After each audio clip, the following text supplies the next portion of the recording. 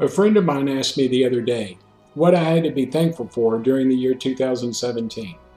After thinking about this question, I decided that while I had a lot to be thankful for this year, to properly give thanks, I needed to remember all the wonderful times in my life.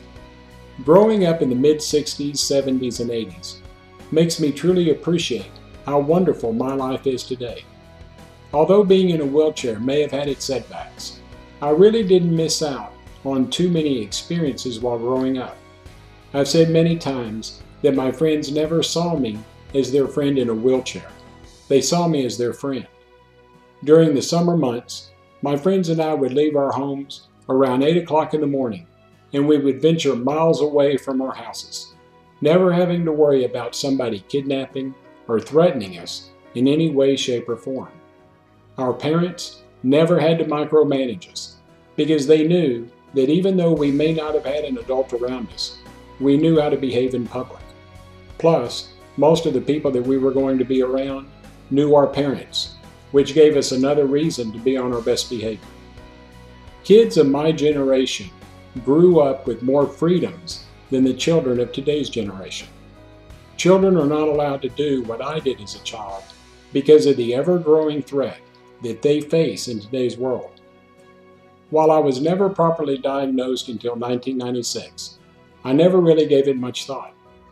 Even though I wanted a diagnosis, just because then I could call it a name, it never really was a factor in the way that I went on with my life.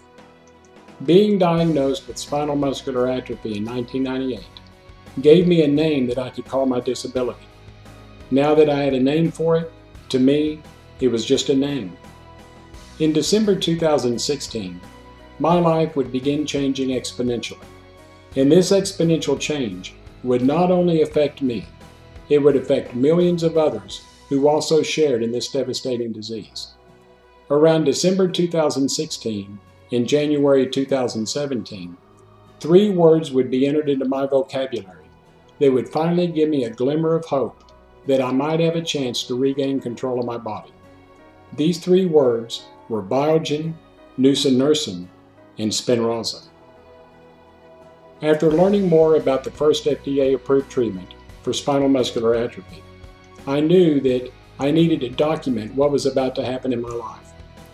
While I started my YouTube channel to document my journey, I realized that it wasn't just my journey that I would be documenting. As more and more people subscribed to my YouTube channel and followed me on my other social media accounts, I tried to champion their cause just as much as mine. This was a learning process not only for me, it would also be a learning process for millions of others who wanted to know more about this life-changing treatment. While I knew that this would never be a cure for those of us with spinal muscular atrophy, just hearing the word treatment gave all of us our first fighting chance at a better life. As I learned more about Spinraza, and after consulting with my neurologist, I began my journey into this new phase of my life. While it took me nearly 8 months to get approved and to begin my treatment, the time that it took from the beginning of my journey to when I actually started my treatments was just a brief amount of time in my life that I was willing to sacrifice. Now that my treatments have begun, I can see changes in my body that I thought I never would see. Changes that we, as patients with spinal muscular atrophy, are seeing may be minuscule to those who are able-bodied, but to us, changes that we are seeing are monumental in size. Over the past 6 weeks, since I began my physical therapy, my grip strength in my hands have gone from a half a pound to nearly 2 pounds, and my right arm is significantly stronger. My muscles are not fatiguing like they used to. My overall strength at 10 p.m. is just as good as it is at 7 a.m. in the morning when I wake up. Again, while this may not seem like a lot to others, this is exciting for me. Feeling muscles that I never felt before finally waking up and firing is not only exciting, it's also somewhat emotional. I've had so many friends that have rallied behind me. I sometimes ask myself, is this really happening to me? I've also had the pleasure of talking to and meeting some of the individuals that are going through this treatment with me.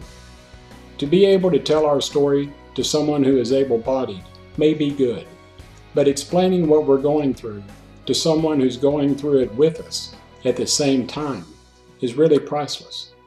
We understand what each of us are going through, and I feel blessed that I've made new friends who I can not only talk to, but they can also talk to me if they ever need a shoulder.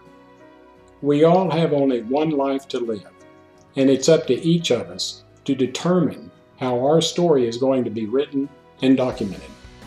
My friends who have been there from the beginning truly understand how I want my life to be documented, because most, if not all of them, have been there since the beginning.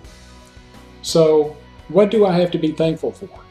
Well, there's one word that I can give as my answer, and that word is everything.